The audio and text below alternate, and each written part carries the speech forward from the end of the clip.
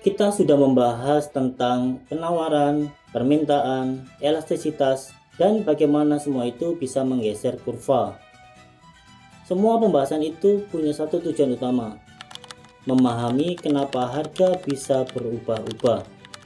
Harga bukan sekedar label angka di toko. Harga adalah sinyal krusial dalam ekonomi. Harga memberitahu produsen apa yang harus dibuat, dan harga memberitahu konsumen apa yang mampu dan layak dibeli. Harga adalah bahasa tersembunyi pasar yang menggerakkan hampir semua keputusan kita sehari-hari. Harga di pasar bebas tidak ditentukan oleh pemerintah atau satu orang kaya. Harga ditentukan oleh jutaan interaksi harian antara pembeli dan penjual yang kita sebut dengan mekanisme harga. Mekanisme harga ini bekerja lewat dua peran utama, sebagai sinyal dan sebagai insentif. Harga tinggi memberi sinyal pada produsen untuk memproduksi lebih banyak dan memberi insentif kepada konsumen untuk mencari barang pengganti. Sebaliknya, harga rendah memberikan sinyal bahwa pasar sudah jenuh dan mendorong konsumen untuk membeli.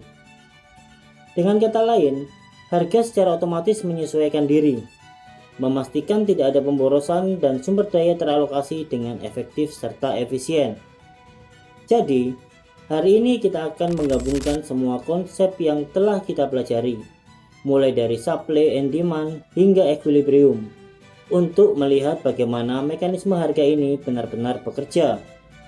Kita akan melihat bagaimana harga menjernihkan pasar, menyelesaikan masalah surplus dan shortage, dan secara ajaib mengarahkan barang kepada mereka yang paling membutuhkannya. Mari bersiap untuk memahami rahasia terbesar di balik perekonomian kita. Mari kita mulai.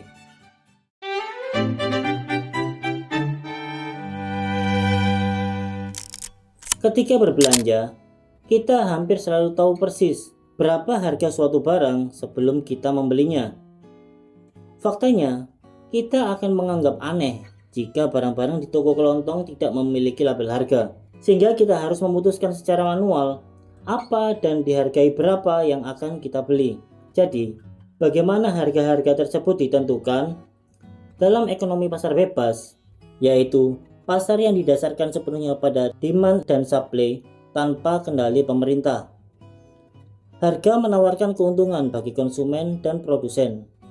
Harga adalah cara yang efisien untuk mengalokasikan atau mendistribusikan sumber daya atau resource. Harga juga berfungsi sebagai bahasa, insentif, dan sinyal kondisi ekonomi. Tanpa harga dalam konteks mata uang yang umum, seorang penjual harus melakukan barter, yang berarti menukar satu jenis barang atau jasa dengan barang atau jasa lainnya. Tentu saja barter bukanlah cara yang efektif atau nyaman bagi kinerja pasar saat ini.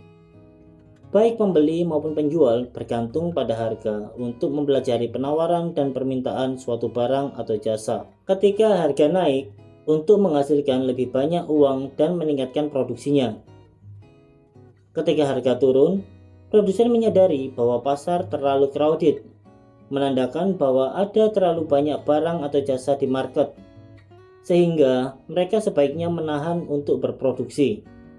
Di sisi lain, bagi konsumen, ketika harga naik, mereka cenderung menahan untuk berbelanja. Tetapi ketika harga turun, mereka cenderung membeli lebih banyak karena barang atau jasa tersebut memiliki opportunity cost yang rendah dan mungkin berkesempatan mendapatkan penawaran yang bagus. Jika supply turun, tetapi demand tetap, harga naik. Jika supply naik tetapi demand tetap, harga turun. Jika demand naik tetapi supply tetap, harga naik. Dan jika demand turun tetapi supply tetap, harga turun. Seperti yang bisa kita lihat, harga bersifat responsif dan fleksibel untuk menyelesaikan masalah terlalu banyak atau terlalu sedikit permintaan. Penjual dapat dengan mudah menaikkan harga untuk menyelesaikan masalah shortage atau kekurangan pasokan, dan sama mudahnya menurunkan harga untuk menyelesaikan masalah surplus atau kelebihan pasokan. Perlu diingat bahwa konsumen menginginkan barang atau jasa dengan kualitas tinggi, namun dengan harga yang terjangkau. Sementara produsen atau penjual ingin menghasilkan uang dari barang atau jasa yang mereka jual. Dengan kata lain, mereka ingin mendapatkan profit. Profit adalah keuntungan finansial, khususnya mengacu pada selisih antara pendapatan yang diperoleh dan biaya operasional, biaya pembelian, atau HPP. Dalam pasar bebas, harga menghasilkan lebih banyak keuntungan karena mereka mendistribusikan sumber daya dengan lebih efisien. Distribusi sumber daya yang efisien berarti sumber daya yang digunakan untuk tujuan yang paling bernilai. Ini mengurangi pemborosan sumber daya atau resource. Namun, ada pengecualian terhadap gagasan bahwa pasar bebas mengarah pada distribusi sumber daya yang efisien. Salah satu masalahnya adalah persaingan tidak sempurna.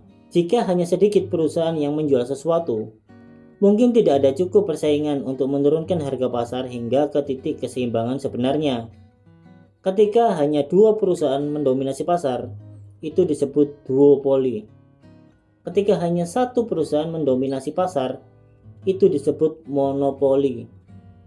Kapanpun sebuah perusahaan menetapkan harga yang terlalu tinggi untuk barang atau jasa, terutama ketika permintaan sedang tinggi dan pasokan terbatas, itu disebut price gouging atau penetapan harga berlebihan. Dalam pasar yang tidak kompetitif, price gouging lebih mungkin terjadi. Masalah potensial kedua dengan pasar bebas adalah eksternalitas negatif yang akan kita pelajari dalam tutorial selanjutnya. Masalah ketiga adalah kemungkinan pembeli dan penjual tidak memiliki cukup informasi yang membuat mereka mengambil keputusan buruk. Dengan pemahaman tentang harga ini, kamu mungkin bisa menyadari saat berbelanja bahwa harga untuk setiap barang yang sama tampaknya naik setiap tahun. Mengapa demikian? Mari kita lanjutkan dengan membahas inflasi. Sampai bertemu di video selanjutnya.